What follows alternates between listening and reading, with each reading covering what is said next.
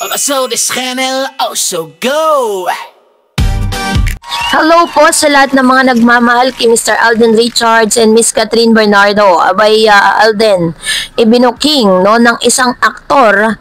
At ito na nga ba ang samahan or ganito na nga ba ang tratuhan ni Miss Catherine at Mr. Alden Richards? Pag-uusapan natin yan. But before that, if you haven't subscribed yet to my YouTube channel, please don't forget to like, share, and subscribe at hit mo na rin ang notification bell for more showbiz updates.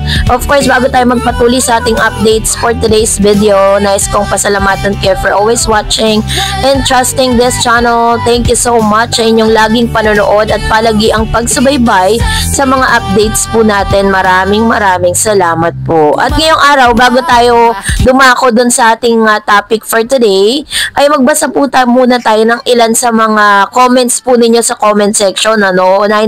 Sabi po ni Miss Marites Ferrer, sabi niya, bakit idawit si Alden? Kasali ba siya sa kickback? Si Alden nga ang niloloko at inihiraman.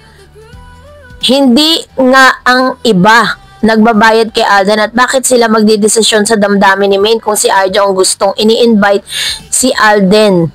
Dyan, mga bashers nga naman, God knows kung sino ang may kasalanan. Ayan, so ito yung kanyang komento with regards dun po sa ating pong updates yesterday, kasi parang dinadamay si Alden kasi nakitaan po nila na parang magkasama si Diskaya at saka itong si Mr. Alden Richards, Tapos, parang sinasabi nila, dinadawit nila si Alden doon po sa flood control issue na wala namang kinalaman si Alden.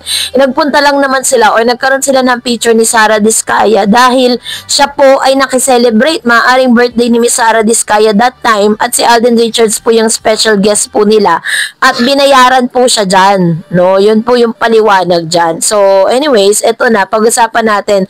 Kasi may isang aktor po na nagpa-interview with Miss Jessica Soho sa kanyang Kapuso Mo Jessica Soho. Inalahad ng dating housemate sa Pinoy Big Brother Celebrity Collab Edition na si Will Ashley na naging inspirasyon niya si Alden Richards para subukin ang mundo ng showbiz. Sa nakaraang episode ng Kapuso Mo Jessica Soho, ikinuwento ng tinaguriang Nation's Son na pumasok sa isipan niya na mag-artista nang mapanood niya sa teleserye si Alden. Na-inspire po ako sa pinapanood kong teleserye sa GMA na naandoon po si Kuya Alden and ani ni Will. Si Kuya Alden po talaga yung idol ko before pa. Matapos makita sa telebisyon si Alden, si Will na subukan ng acting. Nagsimula siya sa pagsali sa acting workshop. Sabi ko, bakit hindi ko itry? Feeling ko magiging happy ako doon. Kung nag-start yun, nag-workshop ako, nag-start ako sa commercial. Kwento niya. Noong 2013, nag-audition si Will sa Kapuso series na Villa Quintana at nakuha sa role bilang batang isagani. Mula noon, nagtuloy-tuloy na siya sa pag-arte. Nakasama rin siya sa iba pang mga projects kabilang ang Mulawin vs. Ravenna, Contessa, Prima Donnas, The Fake Life, Mano Po Legacy, The Flower Sister, Unbreak My Heart, Prinsesa ng City Jail at marami pang iba. Ayon kay Ashley, ang kanyang ina ang naging kasama niya sa kanyang showbiz journey dahil 6 na taong gulang lang siya nang pumanaw ang kanyang ama. Maging breadwinner sa kanilang pamilya ang isa rin sa mga dahilan kaya nais niyang makapasok sa showbiz upang makatrabaho at matulungan ang kanyang ina. Solong anak si Will na ipinaliwanag na hango ang pangalan niyang Will sa pangalan ng kanyang ama na Wilfredo, habang ang Ashley ay pangalan naman na nais ng kanyang ama na ibigay kung magkakaroon ito ng babaeng anak.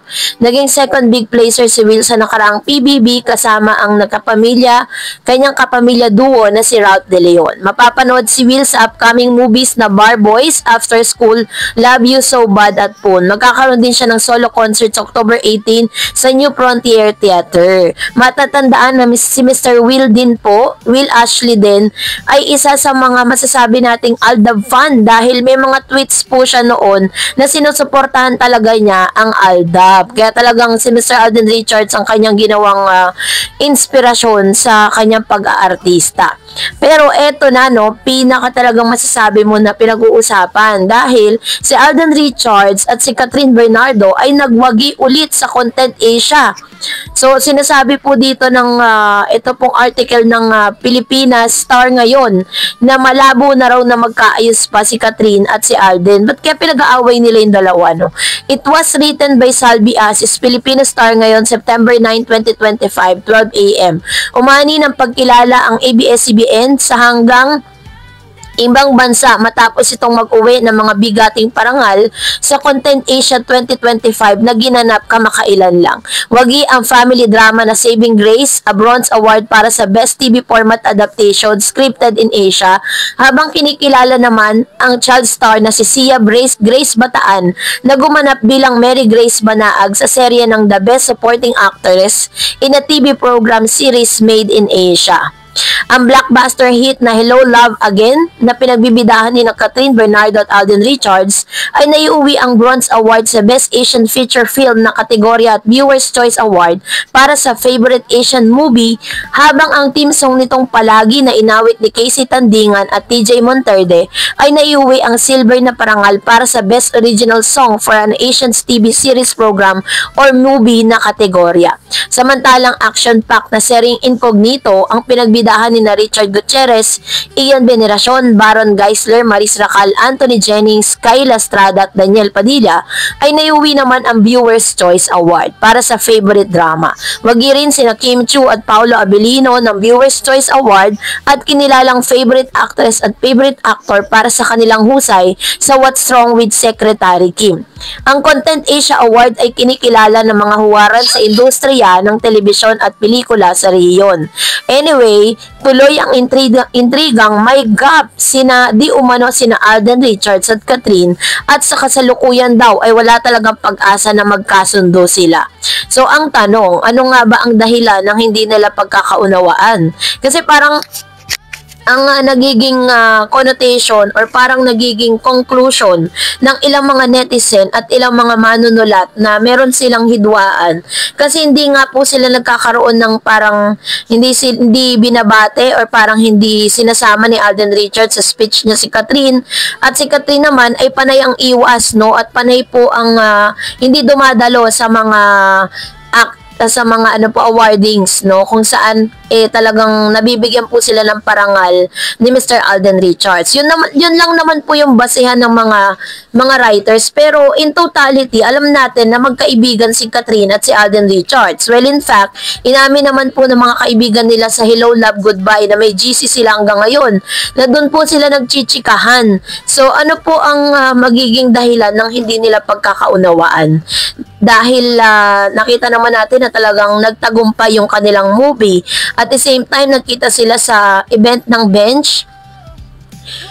Nakita naman natin na nagbatian naman sila backstage. Hindi nga lang sila kasing sweet nung nakita natin sila sa Hello Love Again.